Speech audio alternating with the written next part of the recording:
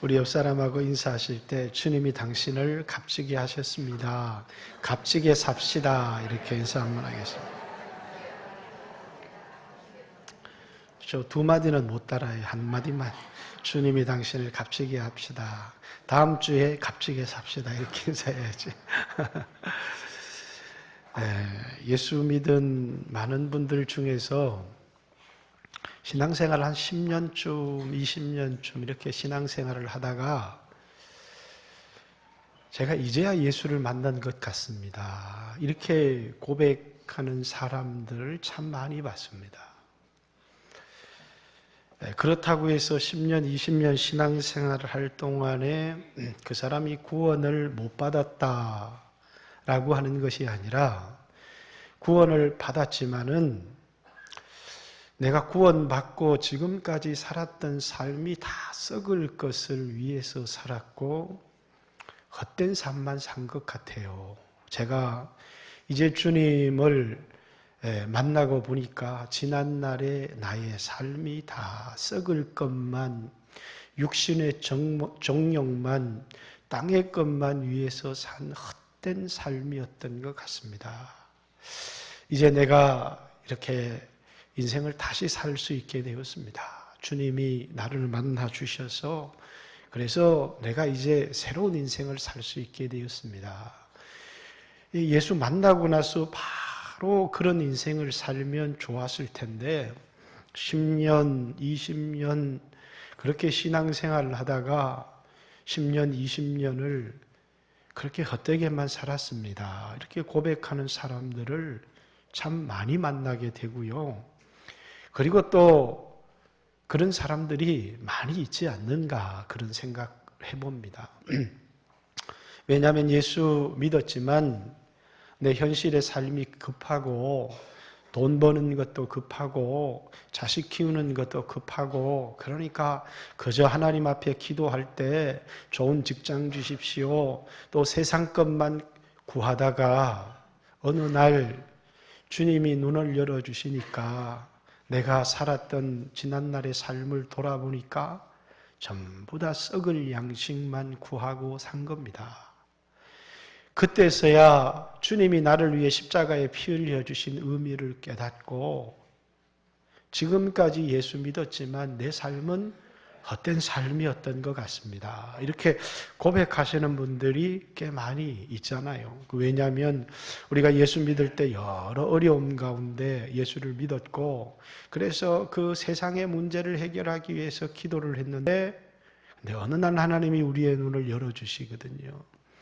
여러분 우리가 예수님을 믿어서 죄사함을 얻고 구원을 받고 나면 하나님이 우리에게 성령을 부어주시는데 육신적인 사람은 땅의 것이 최고인 줄 알고 돈이 최고인 줄 알고 쾌락이 최고인 줄 알고 세상의 명예가 최고인 줄 알고 세상의 학벌이 최고인 줄 알고 그렇게 살아요. 그런데 성령을 받고 나면 이것이 이 세상의 잠시 잠깐의 쾌락에 불과하구나 라는 사실을 알게 되고 이게 다 썩을 거고 이게 다 헛된 것이구나 하는 것을 알게 됩니다.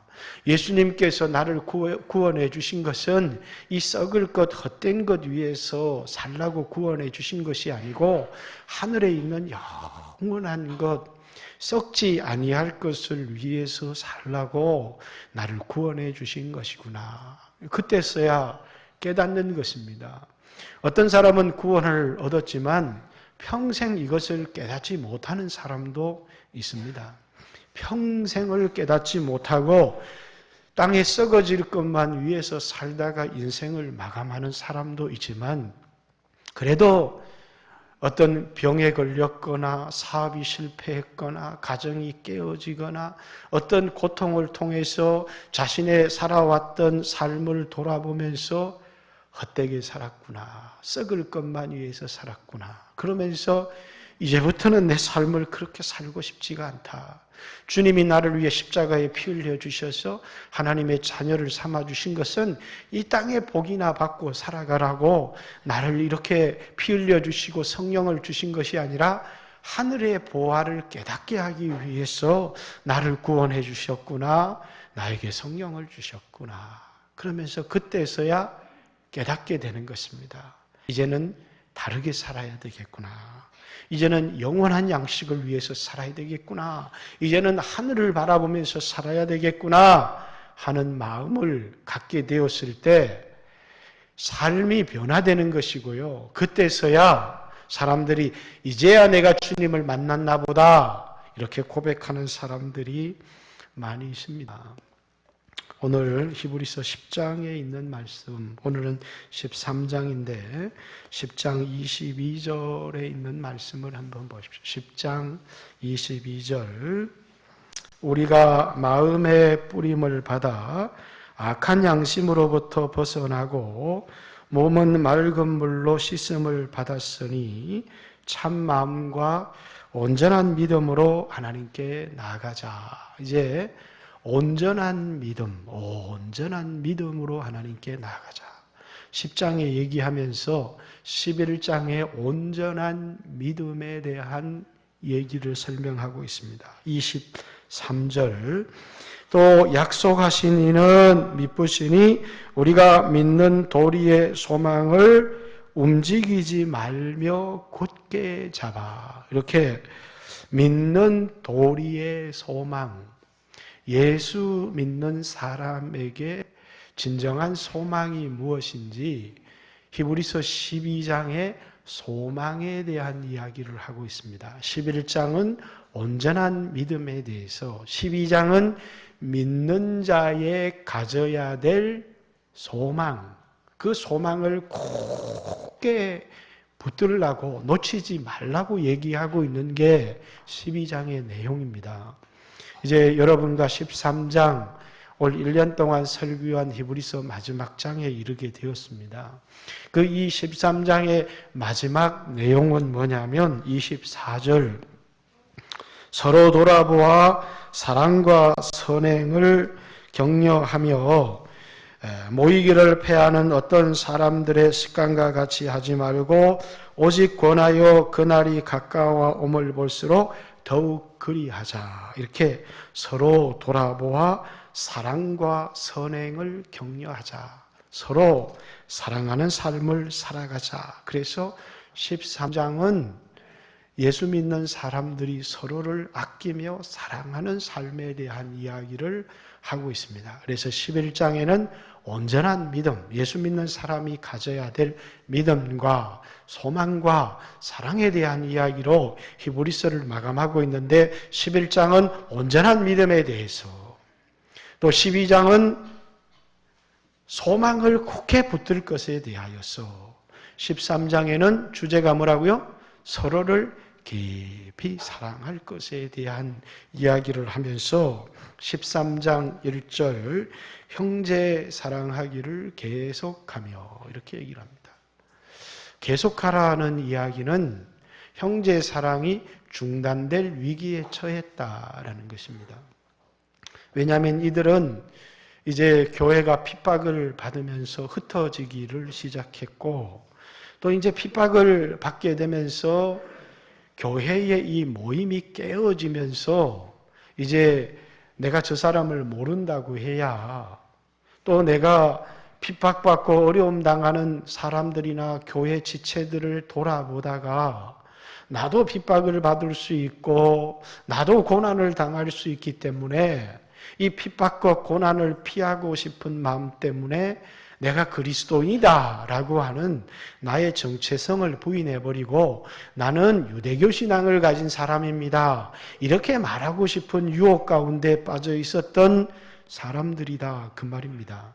그래서 히브리서는 기독교가 핍박을 받으면서 히브리계 기독교인이었는데 기독교인들이 히브리 유대교로 넘어갈 그런 위기 가운데서 많은 사람들, 또 일부의 사람들이 나는 기독교인이다, 나는 그리스도인이다 하는 삶을 내려놓고 나는 유대인이다, 나는 유대교 신자다 이렇게 넘어가는 상황 속에서 기독교 공동체 교회가 깨어지고 어떤 사람들은 모이기를 패하기도 하고 그래서 기독교인인 것을 부인하고 그래서 예수 믿다가 전도하다가 어려움을 당하고 핍박받는 사람들을 돌아보아주고 챙겨주고 해야 될 텐데 외면해버리는 그런 사태가 벌어지기 시작했다라는 것입니다. 그래서 계속하라는 것입니다.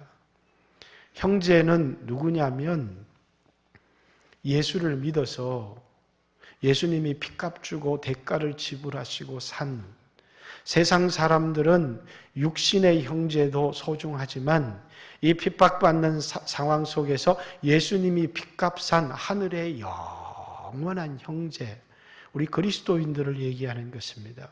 형제 사랑하기를 핍박이 왔다고 어려움이 왔다고 포기하지 마라 이렇게 얘기를 합니다. 여러분 우리는 오늘 이 시대는 핍박도 없고 어려움도 없으니까 형제 사랑이 잘 없어요. 도리어 세상 사람과 더 친한 사람들도 많이 있지만 여러분 우리 그리스도인들은 예수님이 십자가에 피 흘리셔서 또 예수님께서 구로의 고통을 통해서 낳은 우리 모두가 하나님의 자녀요 형제인데 그 형제 사랑하기를 계속해라 이렇게 이야기를 하면서 손님 대접하기를 잊지 말라. 이로써 부지 중에 천사를 대접한 이들도 있었느니라. 아브라함을 얘기하는 것이죠. 3절에 보면 너희도 함께 갇힌 것 같이 갇힌 자를 생각하고 너희도 몸을 가졌은즉 학대받는 자를 생각하라. 이렇게 여기 손님 대접하라는 이야기는 그냥 아무나 지나가는 손님도 대접을 하고 친절을 베풀어야 되겠지만 특별히 순회 전도자들입니다. 오늘날로 얘기하면 선교사 같은 이래 복음을 전하기 위해서 예수님이 주머니도 가지지 말고 지팡이도 가지지 말고 어느 마을에 가든지 간에 예수 믿는 그 가정을 찾아서 그 가정의 축복을 빌라 이렇게 얘기를 했고 예수 믿는 사람이라면 복음을 전파하는 사람들을 돕기 위해서 그를 가정에 영접해서 그를 자신의 집처럼 편안하게 묵을 수 있도록 그를 영접하고 그를 대접하는 삶, 그것이 초대교회 그리스도인들의 삶이었다라는 것입니다. 오늘 우리들은 선교사들을 위한 선교 헌금도 보내고 그들을 위한 주택자금, 그들의 자녀를 위한 헌금들도 해서 그들을 돕지만 그때는 선교하러 온 사람들, 전도하러 온 사람들을 자신의 집에 영접해서 그들을 잘 대접하는 것이 복음에 함께 동참하는 것이었고 뿐만 아니라 너희도 것같이 갇힌 자를 생각하고 너희도 몸을 가졌은즉 학대받는 자를 생각하라. 복음을 위해서 살다가 감옥에 갇혀버렸습니다. 그러니까 감옥에 갇힌 사람 옥바라지도 해야 되고 그 가족들의 삶은 어떻게 할 것입니까? 형제 사랑하기를 계속하라는 말 속에 예수 믿다가 복음 전하다가 주를 위해서 살다가 하나님의 영광 위하여 살다가 감옥에 갇힌 사람들, 그의 가족들을 외면하지 마라. 너희들이 편안하게 살기 위해서 이 핍박을 피하기 위해서 복음을 위하여 살다가 고난받는 그런 사람들을 외면해서는 안 된다. 그 말을 형제 사랑하기를 계속하고 복음 전하고 주를 위해서 살아가는 자들을 잘 영접하고 대접해라. 그것이 그리스도인이 서로를 사랑하고 도와야 될 삶이다. 이렇게 우리에게 얘기를 하고 있습니다. 여러분 성경에도 우리가 예수님의 제자인 특징이 뭐냐면 서로 사랑하는 것입니다. 요한복음 13장 34절에도 예수님께서 제자들에게 아무도 그 당시에는 노예가 아니면 발을 씻기지 않았습니다. 예수님께서 어떤 최후의 만찬을 위해서 집에 들어가셨는데 발에 먼지가 가득해요. 누군가 예수님의 발도 씻겨줘야 되고 해야 될 텐데 서로가 그건 노예나 하는 짓인데 자존심이 상해서는 못하겠어. 이렇게 여러분 교회 안에 왔어도 이렇게 목사처럼 가르치는 일을 하거나 대접받는 일을 하거나 존경받는 일을 하는 것은 누구나 하겠지만 화장실 청소를 한다든가 아무도 알아주지 않는 일을 할 때 사람을 뭘로 알고 내가 자존심 상해서 그런 걸 못하겠어. 왜냐하면 우리가 볼 때 값진 똑똑한 사람, 인정받는 사람들이 하는 일이 있고 그렇지 못한 사람이 하는 일도 있거든요.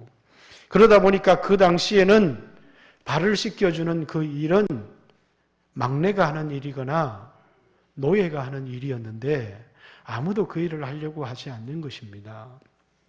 그래서 예수님께서 대야에 물을 떠와서 허리에 수건을 두르고 제자들의 발을 씻기기 시작한 거예요. 그러니까 베드로가 주여 내 발을 씻길 수 없습니다. 그 말은 아니 저 막내가 해야지. 어떻게 주님이 저의 발을 씻길 수 있습니까? 그러니까 주님이 내가 주와 선생이 되어서 너희 발을 씻겼은즉 너희도 서로 섬기는 자고 서로 사랑하는 자가 되라. 이런 교훈을 말씀하시면서 제자들의 삶이 뭐냐면 너희가 서로 사랑해라. 너희가 서로 사랑하면 세상이 너희가 내 제자인 줄 알리라. 이렇게 얘기를 합니다. 우리는 사랑하라는 말을 남는 돈 몇 가지를 던져주라는 이야기가 아닙니다.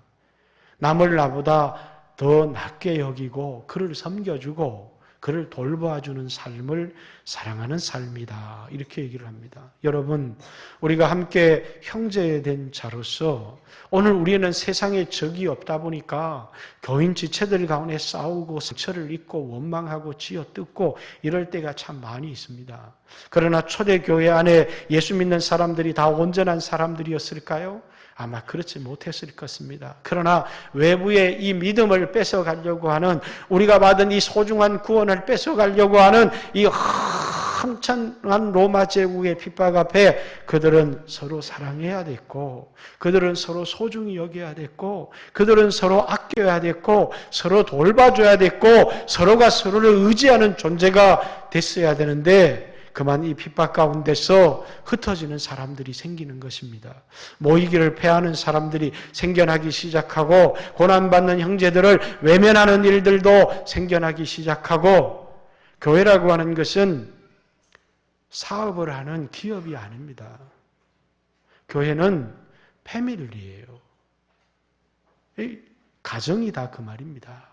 한 지체고 가정인데 그래서 저는 목회를 하면서 부교역자든 성도든 이것을 내가 이용하다가 버려야 될 그런 고용한 일꾼이다 이렇게 생각해 본 적이 없어요. 이건 가족이다 이렇게 생각을 했습니다. 왜냐하면 우리는요 복음을 위해서 살아가는 예수님 핏값으로 하나 된 가족 공동체다. 우리에게 가장 요구되는 것은 서로를 아끼면서 어렵고 힘든 시기를 살아가지만 서로를 위해서 기도해 주는 것. 아마 최소한의 것이 있다면 우리는 어려움 당하는 이웃을 위하여 간절히 기도하는 것일 것입니다. 그러나 사랑하지 못하는 사람은 이웃을 돌아볼 여유가 없어요. 돈이 없기 때문도 아니고요. 시간이 없기 때문도 아니에요. 너무나도 자기중심적이고 정욕적이기 때문이에요.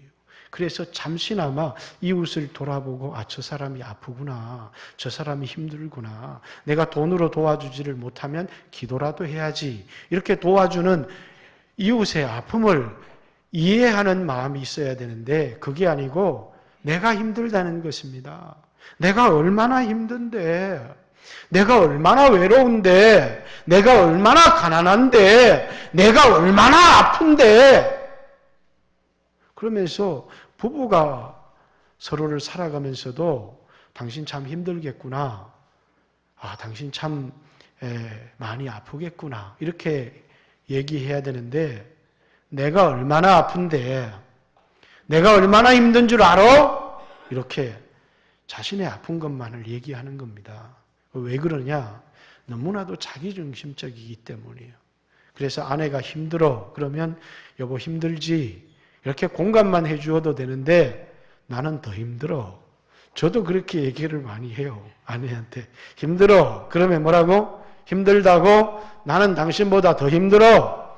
왜 이런 얘기를 하느냐면 머리 숙이고 웃는 사람들이 있어요. 다 자기 얘기인가 봐요. 왜 그러냐면 너무나도 자기를 바라보는데 익숙해져 있기 때문이에요. 다른 사람의 아픔이나 다른 사람의 고통에 대하여서 돌아볼 만큼 우리는 그런 사랑을 갖고 있지 못하고 내가 얼마나 힘든지. 그래서 기도를 해도 하나님 내가 힘들어요. 내가 이렇게 가난해요. 내가 이렇게 아파요. 라고 말하지만 다른 사람의 아픔 때문에 눈물을 흘리거나 기도하거나 그럴 여유를 갖지 못하는 게 아닌가 그런 생각을 합니다.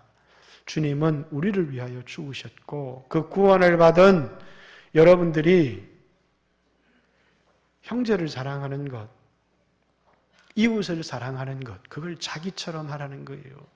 여러분, 구약 성경 전체가 뭐냐면 너희가 남에게 대접을 받고자 하는 대로 남을 대접하라. 이것이 율법과 선지자니라. 이렇게 얘기합니다. 율법을 토라라고 하는데 모세 오경을 말하는 것이고 선지자는 그 이후에 있는 모든 선지서, 율법 전체가 구약 성경 전체가 율법과 선지자로 통칭할 수 있는데 그 전체의 말씀이 뭐냐면 남에게 대접을 받고자 하는 대로 너도 남을 대접하라. 이렇게 얘기를 하는 것입니다. 주님께서 우리를 사랑하신 것처럼 여러분들이 그런 사랑을 받은 사람들이라면 오늘 내가 힘들어, 내가 아파, 내가 고통스러워 여러분 그 말도 해야 되겠지만은 여러분들이 이웃의 아픔을 돌아보고 형제의 아픔을 돌아보고 기도할 수 있는 그래서 여러분들도 나를 이해해 주세요. 내 아픔을 이해해 주세요. 라고 말하기 전에 주변의 아픔을 이해할 수 있는 여러분들이 된다면 훨씬 더 성숙한 그리스도인의 삶을 살아갈 수 있지 않겠는가 그런 생각을 해봅니다. 4절에 보면 모든 사람은 결혼을 귀히 여기고 침소를 더럽히지 않게 하라. 음행하는 자들과 간음하는 자들은 하나님이 심판하시리라. 이렇게 얘기를 합니다. 자, 가정을 소중히 여겨라. 이렇게 얘기를 합니다. 이 말씀은 음행 하나만을 얘기하려고 하는 것이 아니고요.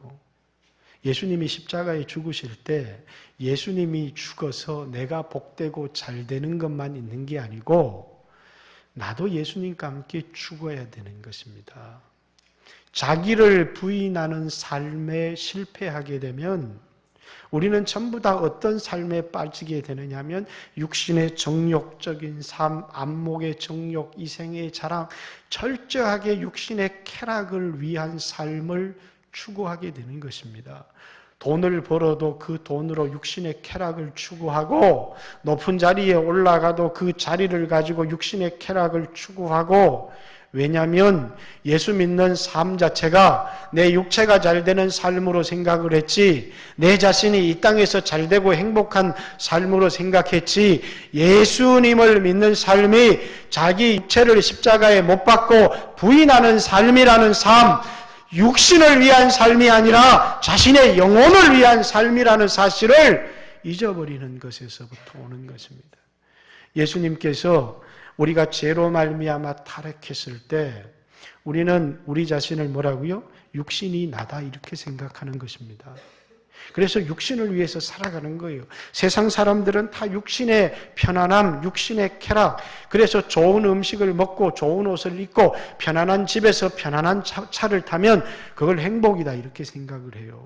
그러나 우리 예수 믿는 사람들이 예수님이 십자가에 피 흘려서 하나님의 자녀가 되고 그리고 성령을 받게 되고 영혼을 일깨워서 살아나게 되면 육신은 내 영혼이 사는 집이다라는 사실을 알게 됩니다.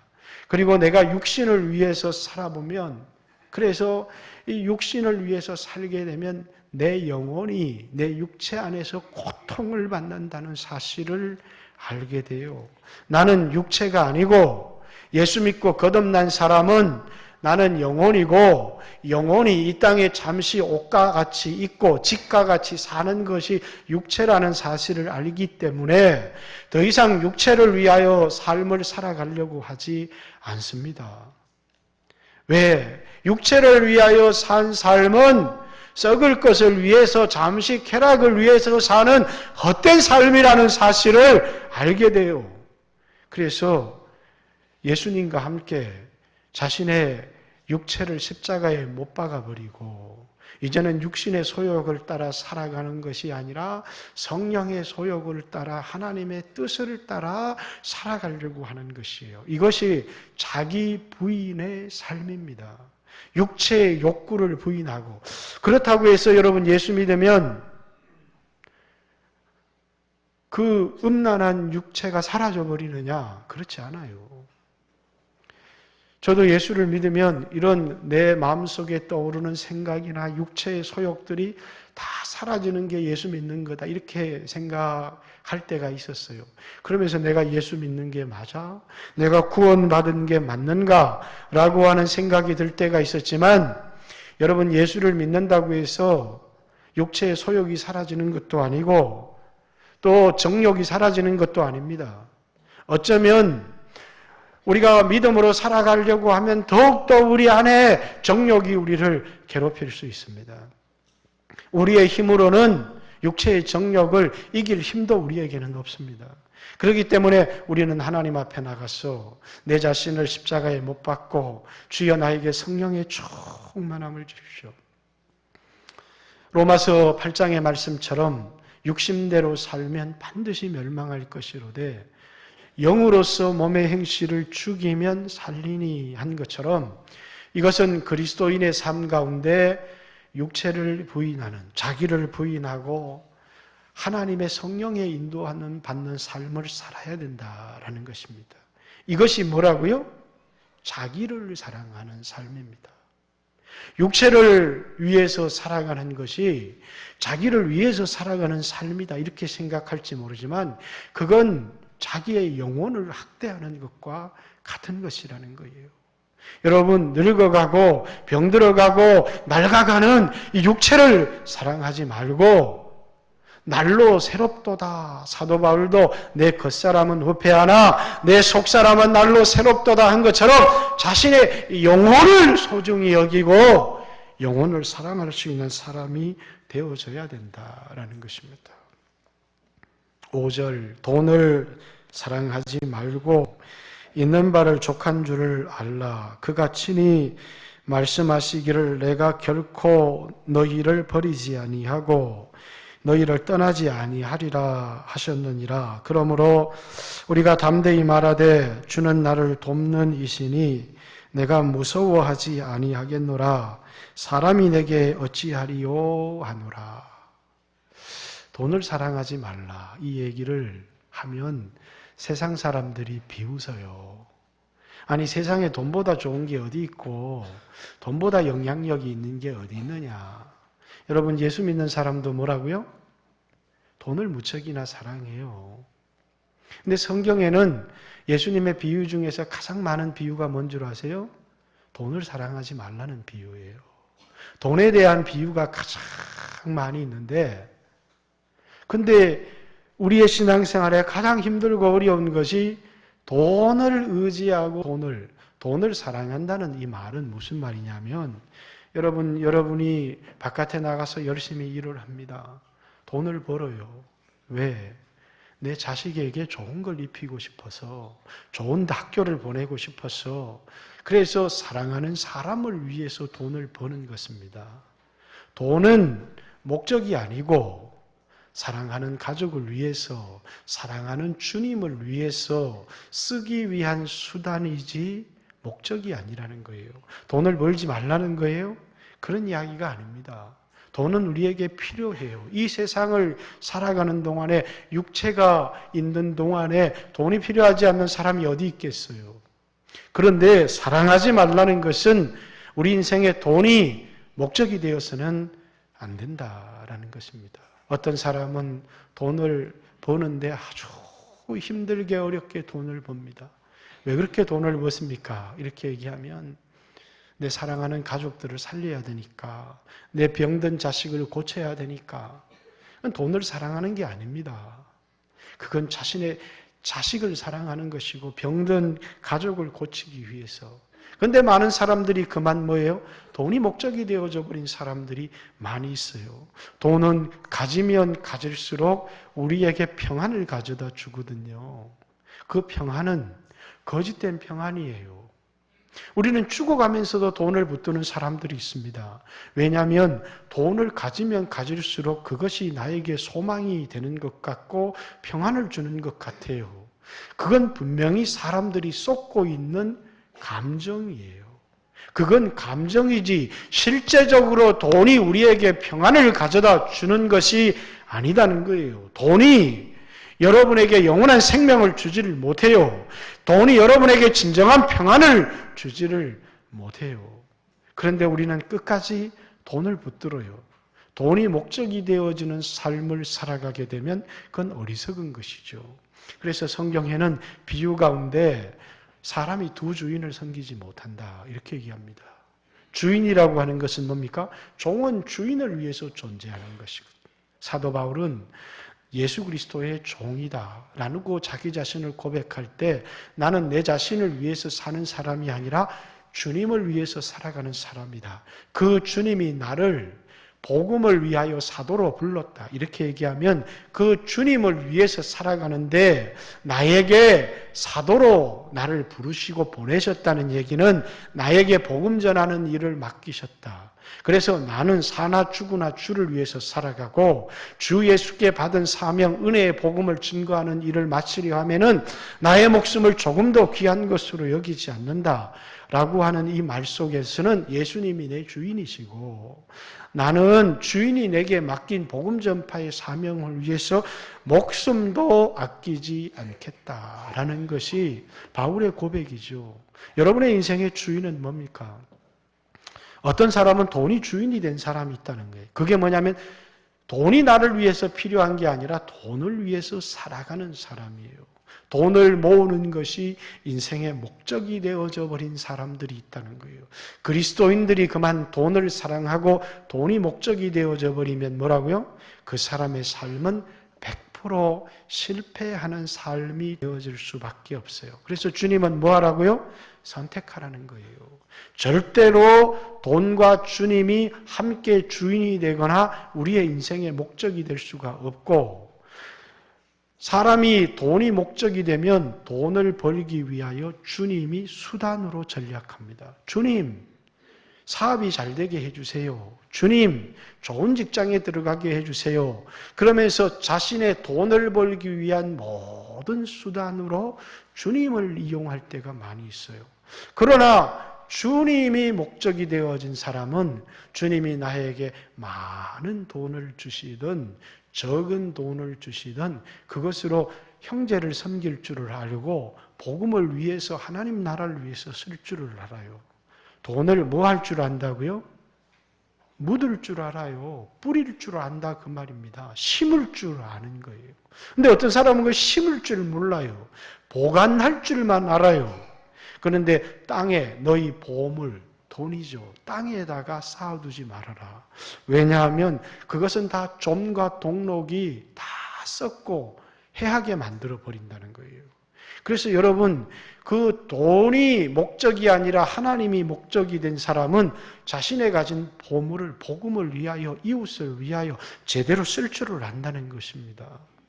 그 사람은 돈을 사랑하는 사람이 아닙니다. 그러면서 주님이 뭐라고요? 내가 너와 함께 하잖아. 이렇게 얘기하시는 겁니다. 내가 너와 함께 하겠다. 내가 너를 도와주겠다. 내가 너를 떠나지 아니하고 내가 너를 버리지 않겠다. 내가 너와 함께 있는 것으로 부족하니? 라고 물어보시지 않습니까? 너 돈을 붙들래? 너 예수님을 붙들래?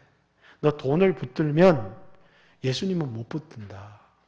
나는 돈도 붙들고 예수님도 붙들고 내게 두 손을 주신 것은 두 개 다 붙들라고 주신 것이 아닙니까? 이렇게 말할지 모르지만 우리는 돈을 붙들면 주님이 수단이 되어지는 것이고 주님을 붙들면 돈이 수단이 되어지는 것입니다. 그리스도인들이 많이 가난합니다.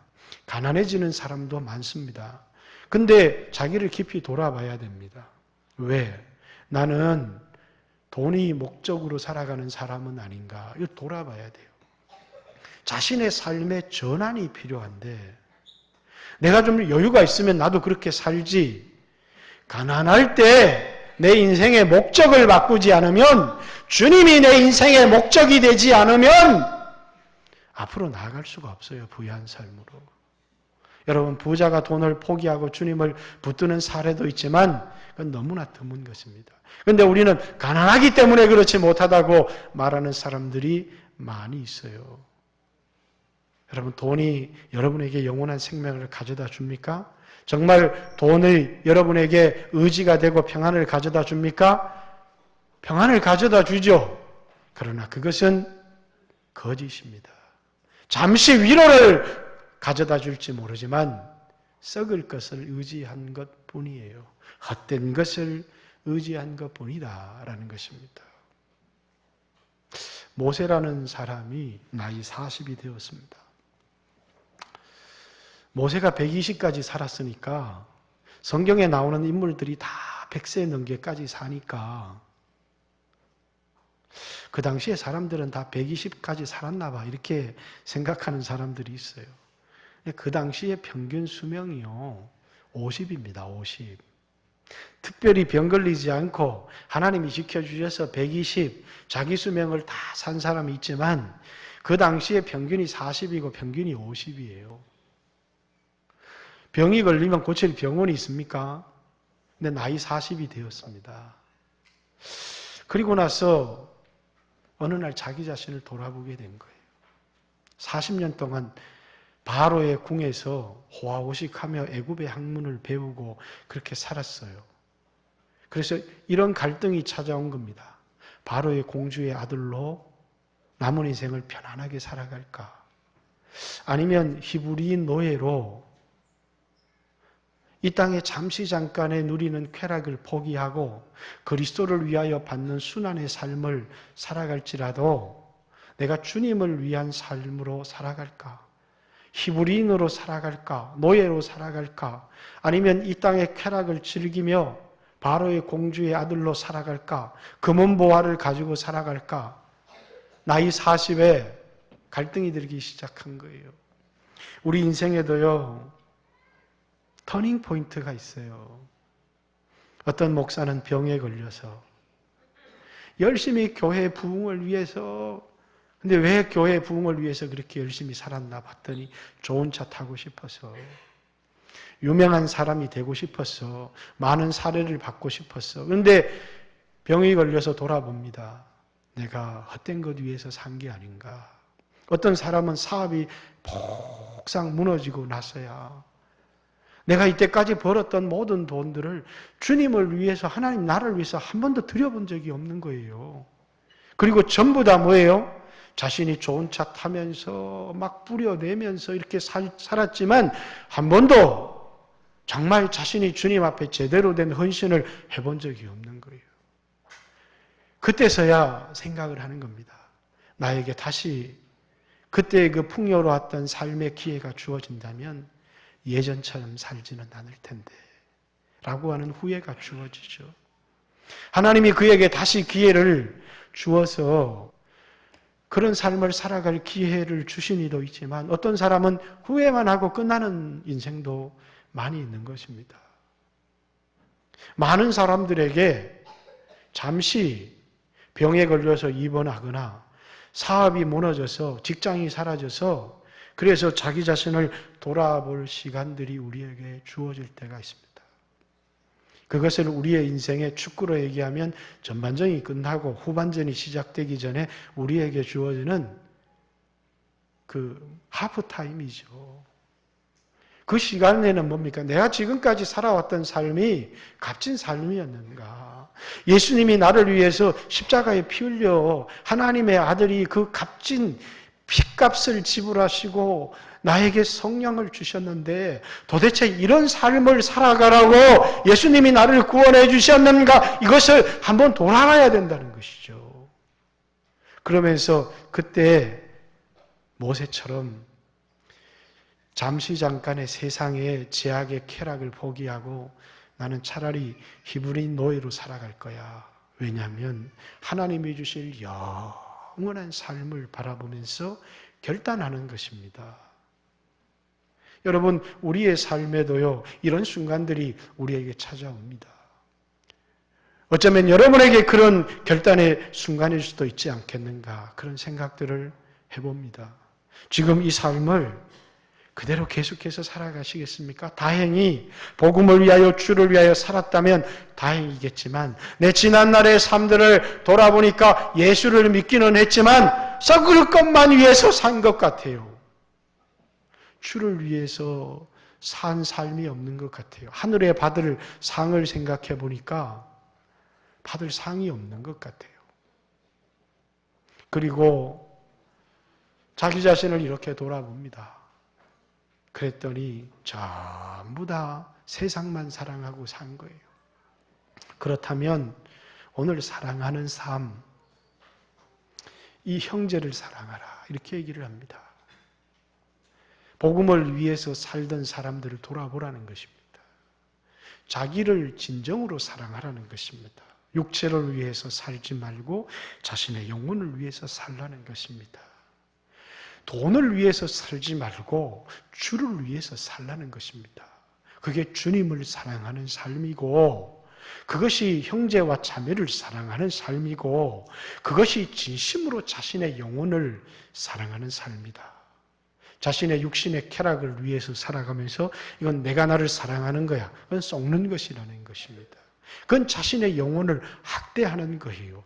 자기가 누구인지조차도 알지를 못하는 삶이다. 이렇게 성경은 얘기하고 있습니다. 사랑하는 성도 여러분, 오늘 여러분들도 여러분의 삶을 돌아보면서 히브리 마지막 장에 이르러서 남에게 대접을 받고자 하는 대로 너도 남을 대접하라는 이 말씀을 기억하고 자신의 영혼을 아끼고 사랑하고 하나님을 사랑하며 살아가는 귀한 성도들이 되시기를 주님의 이름으로 축복합니다.